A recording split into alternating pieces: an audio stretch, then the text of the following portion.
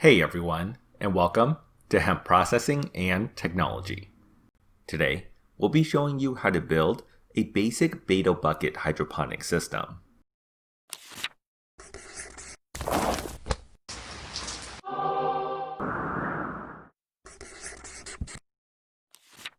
A Bato Bucket hydroponic system is one of the most complicated systems out there, taking the best aspects of multiple hydroponic types to create one of the most versatile grow setups available.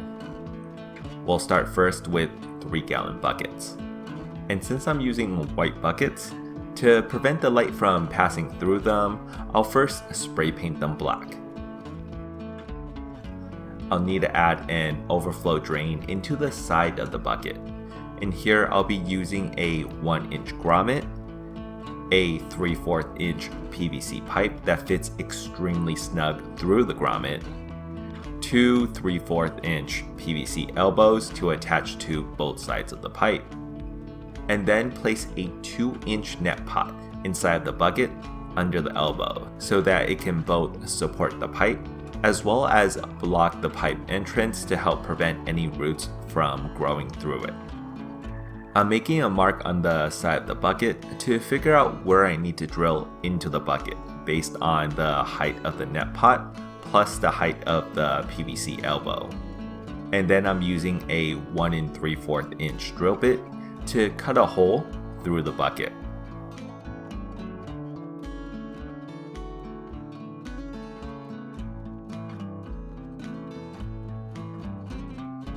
I'm cutting the PVC pipes now to 1 foot each, since that's the length I need for the setup.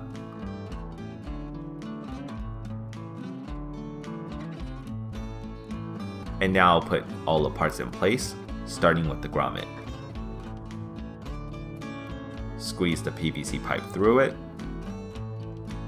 and then finally install the end elbows as well as placing in the net cup to make sure that it all fits correctly. Now to give it a quick test to make sure that everything is functional with no leaks.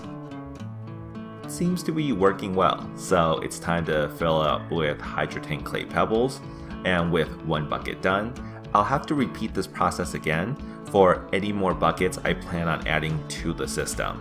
And for the setup, I'll be making 2 of these in total.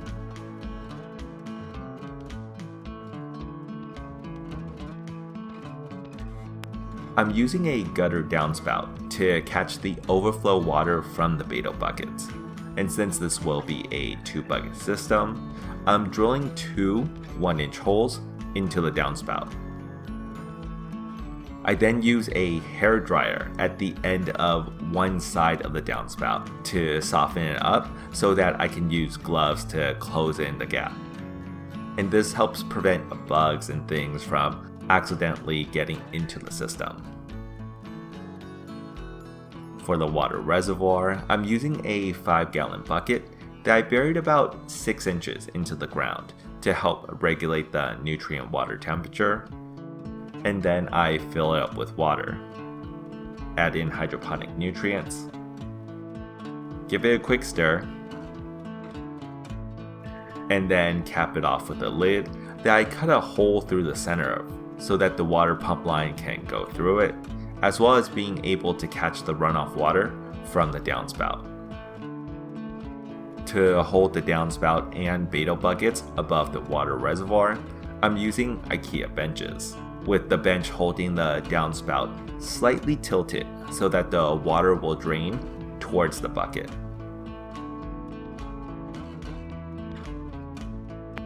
Now to put it all together, I just need to place the buckets on the benches and have the overflow pipe sit on top of the downspout.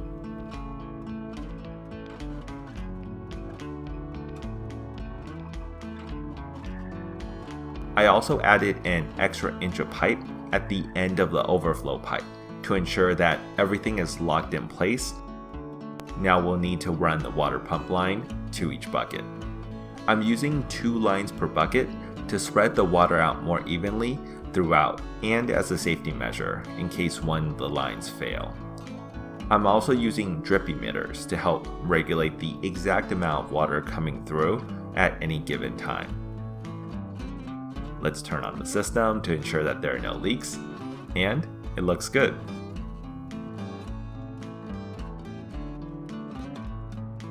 Before adding in the plants, I'm doing two final things to help ensure that the system runs smooth.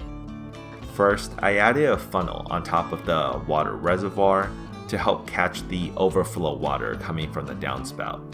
And then I wrapped the entire exposed area with bug netting to prevent anything from getting into the water reservoir, since this entire area is exposed.